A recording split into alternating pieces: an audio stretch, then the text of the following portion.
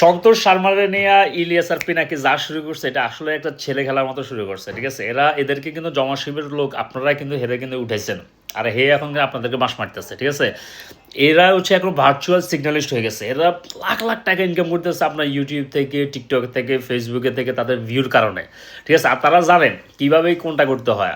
যখন এরা এই দুইজন যদি কোনো দলের সাপোর্ট দেয়, মনে করতে হবে ওই দলটা বাঁশ মারার জন্য পরবর্তী ভিডিও আসতেছে, হয়তো এটা 1 মাস পরে হোক, 6 মাস পরে হোক, কারণ এইটাই তাড়াতাড়ি। এরা হচ্ছে সবসময় অনেক প্ল্যাটফর্মে থাকবে এটাই। আপনি একটা জিনিস চিন্তা করেন, ইন্ডিয়া কিন্তু সুপার পাওয়ার দিয়ে চলে গেছে অলরেডি, আর ইন্ডিয়াতে কে উঠেতেছে? ওয়েস্ট, ইউরোপিয়ান ইউনিয়ন, ইউকে, তারপরে আপনার আমেরিকা, এরা হচ্ছে ইন্ডিয়ারে সাপোর্ট দিয়া তারা ইন্ডিয়ারে উঠাইতেছে। কেন উঠাইতেছে? চায়নারে ট্যাকল দেওয়ার জন্য। আপনার দেখলে এটা হচ্ছে ইন্টারন্যাশনাল পলিটিক্স, এটা একদম ওপেন সিক্রেট নাও। তাই ইন্ডিয়ার সাথে বাংলাদেশের রিলেশন ছাড়াই বাংলাদেশ চলতে পারবে না। আপনার দেখেন পাকিস্তানের অবস্থা কি, এটা পুরো ব্যাংক্রাফ্ট হয়ে যাবে আর কয়েকদিন পরে, ঠিক আছে। বাংলাদেশের সাথে রিলেশন থাকার দরকার আছে, বাট রিলেশনটা থাকতে হবে যে বাংলাদেশের স্বার্থ আগে, আমেরিকার মতো, মানে আমেরিকা ফার্স্ট, বাংলাদেশ ফার্স্ট, তারপরে ইন্ডিয়ার। এভাবে করে যদি রিলেশন করে তাহলে ঠিক আছে।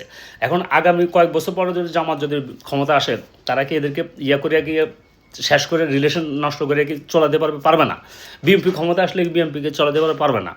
যারা পলিটিক্স করে তারা জানে তারা এগুলো নিয়ে খেলতে হয়। আর এরা তো অনলাইন সিগন্যাল দিয়া আপনার দ্বীপের 12টা বাজে, এদেরকে এখনই অ্যাভয়েড করেন, নাহলে কিন্তু ভবিষ্যতে আরও বড় বড় বিপদ নিয়ে আসবে এরা।